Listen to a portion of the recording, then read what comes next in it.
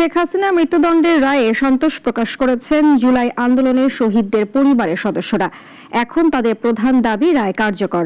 আর রাজসাক্ষী সাবেক আইজিপি মামুনেরও লঘুদণ্ড হয়েছে বলে মনে করছেন তারা। এজন্য আপিল করার কথাও জানিয়েছেন জুলাই শহীদদের স্বজনেরা। আন্তর্জাতিক অপরাধ ট্রাইব্যুনালের রায় ঘোষণার মুহূর্তে যেন উত্তাল হয়ে ওঠে পুরো এলাকা। জুলাই গণ অভ্যুত্থানের সময় সংঘটিত মানবতাবিরোধী অপরাধ মামলায় শেখ হাসিনার মৃত্যুদণ্ডের খবর পৌঁছাতেই ট্রাইব্যুনালের ফটকের সামনে শুরু হয় উল্লাস, স্লোগান আর কান্নামাখা স্বস্তির মুহূর্ত। নানা ব্যানার হাতে দাঁড়িয়েছিলেন জুলাই শহীদ পরিবারের সদস্য ও আহতরা। রায়ে স্বস্তি জানিয়েছেন তারা। এবার শেখ হাসিনা সহ সব আসামিকে দেশে ফিরিয়ে এনে সরকার দ্রুততম সময়ে রায় কার্যকর করবে এমন আশা তাদের।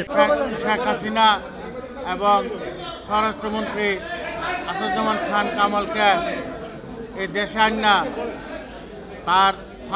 তাদের ফাঁসি কার্যকর করার জন্য আমি সরকারের প্রতি সরকারের কাছে বিনীত অনুরোধ করছি, অতি দ্রুত তাদেরকে দেশে এনে এই ফাঁসি কার্যকর করা আমাদের একটা আশা আকাঙ্ক্ষা।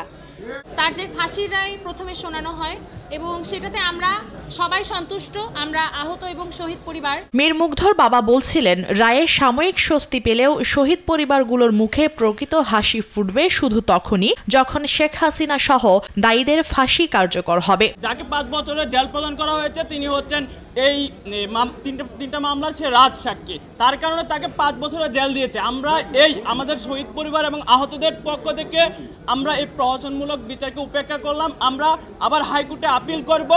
যে আইজিপির যে 5 বছরের কারাদণ্ড দেওয়া হয়েছে, এতে আমরা কেউ খুশি না। আমরা তার যাবজ্জীবন কারাদণ্ড চাই। আইজিপি চৌধুরী আব্দুল্লাহ মামুনের যে মাত্র 5 বছর রায় দেওয়া হয়েছে, আমি এই রায়কে আমরা শহীদদের পরিবারের পক্ষ থেকে গ্রহণ করি না। তবে পুলিশের সাবেক আইজিপি চৌধুরী আব্দুল্লাহ আল মামুনের মাত্র 5 বছরের সাজায় ক্ষোভ প্রকাশ করেছেন শহীদ পরিবারগুলো। তাদের দাবি, ন্যূনতম যাবজ্জীবন কারাদণ্ড ছাড়া এ রায় মেনে নেওয়া কঠিন। মহান আল্লাহর দরবারে শুকরিয়া আদায় জানাই। রায়ের প্রতিক্রিয়ায় জুলাই গণ অভ্যুত্থানে আহতরা বলছেন, ভয়াবহতার দগদগে স্মৃতি আজও তাদের তাড়া করে। সেই দিনের হত্যাকাণ্ড, গুম নির্যাতনের জবাব পেতে এই রায় ছিল দীর্ঘদিনের দাবি। এই রায়ের মাধ্যমে আজকে জুলাইয়ের প্রজন্ম বিজয়ী হয়েছে।